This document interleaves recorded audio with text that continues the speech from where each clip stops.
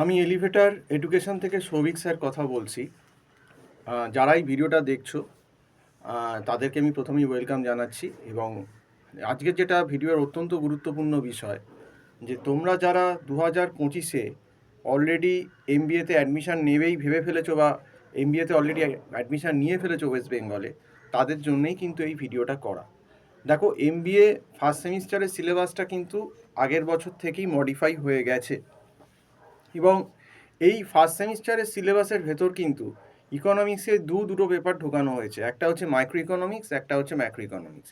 সে তুমি ম্যাকআউটে পড়ো, সিইতে পড়ো, যেখানেই পড়ো না কেন, মোটামুটি ফার্স্ট সেমিস্টারের সিলেবাসটা কিন্তু 70 থেকে 80% সেম টু সেম।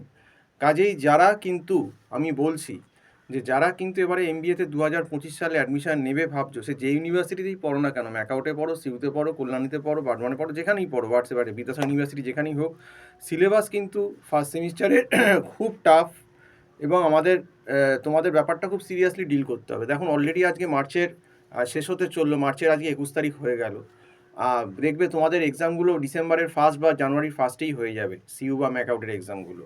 তো সেক্ষেত্রে সময় কিন্তু হাতে বেশি নেই। তোমাদের ফার্স্ট সেমিস্টারের যা সিলেবাস ইকোনমিক্স এবং বিজনেস স্ট্যাটিস্টিক্সের এই সিলেবাসটা শেষ করতে মিনিমাম 8-10 মাস সময় লাগার কথা।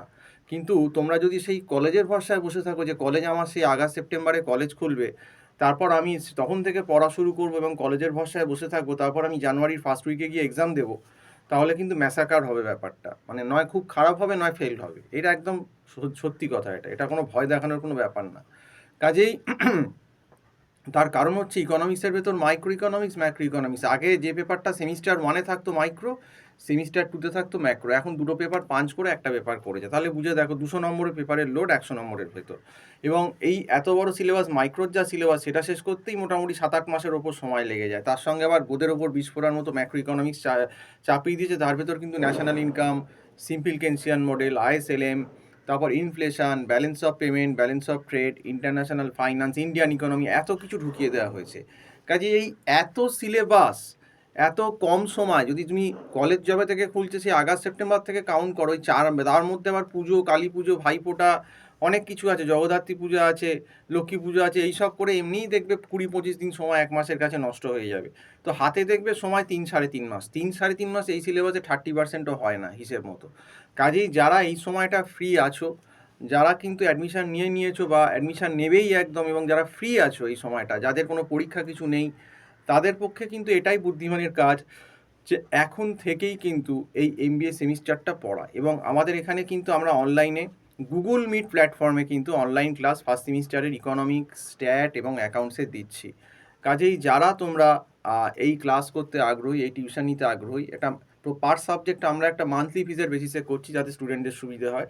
তোমরা কিন্তু আমার যে নাম্বারটা দেওয়া রয়েছে টাইটেলে, বা আমি নাম্বারটা বলেও দিচ্ছি এবং এই নাম্বারে হোয়াটসঅ্যাপও আছে, 9831044518, এই নাম্বারে কল করে আমার সঙ্গে যোগাযোগ করতে পারো তোমরা পড়ার ব্যাপারে। তবে আবারও বলছি, বেশি দেরি করলে কিন্তু তোমাদেরই লস হবে। প্রত্যেকটা দিন যাচ্ছে, প্রত্যেকটা দিন যাওয়া মানে কিন্তু পরীক্ষাটা কিন্তু আরও এগিয়ে আসছে। আজকে রিয়ালাইজ করছো না, কিন্তু কালকে গিয়ে কিন্তু খুব ফাঁপড়ে পড়ে যাবে। এবং তোমাদের আগের সিনিয়রদেরও সেই একই অবস্থা হয়েছে। আমরা প্রথম থেকেই ওয়ার্নিং বাণী দিই, বলে দিই।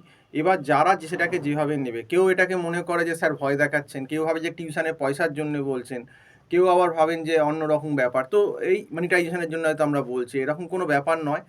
দেখো, টিউশন আমার এখান থেকেও তুমি পড়তে পারো, যদি তোমার অন্য কোনো চেনা সিনিয়র ফ্যাকাল্টি থাকেন তার কাছ থেকেও ডেফিনেটলি পড়তে পারো। কিন্তু আলটিমেটলি আমার মনে হয় যারা একটু অন্য ব্যাকগ্রাউন্ড থেকে আসছে, আর্টস, সায়েন্স, যারা কোনোদিন ইকোনমিক্স স্টার্ট করেই নি, আমার কিন্তু মনে হয় তাদের কিন্তু একটা সিনিয়র টিচারের গাইড কিন্তু লাগবে। তো সেই জন্যেই কিন্তু ভিডিওটা বলা। যাই হোক, আজকে সম্পূর্ণ ভিডিও দেখার জন্য অসংখ্য ধন্যবাদ। নমস্কার।